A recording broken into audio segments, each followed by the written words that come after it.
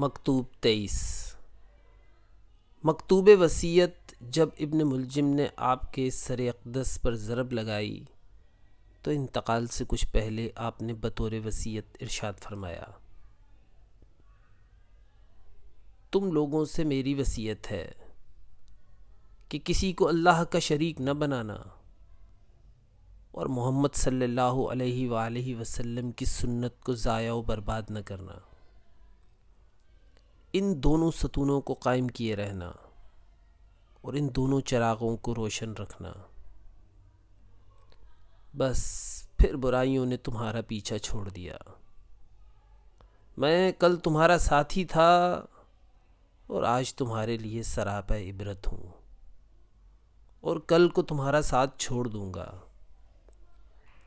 اگر میں زندہ رہا تو مجھے اپنے خون کا اختیار ہوگا، اور اگر مر جاؤں تو موت میری وعدہ گاہ ہے۔ اگر معاف کر دوں تو یہ میرے لیے رضائے الہی کا باعث ہے اور تمہارے لیے بھی نیکی ہوگی۔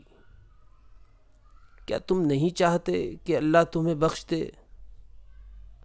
خدا کی قسم، یہ موت کا ناگہانی حادثہ ایسا نہیں ہے کہ میں اسے ناپسند جانتا ہوں، اور نہ یہ ایسا ثانیہ ہے کہ میں اسے برا جانتا ہوں۔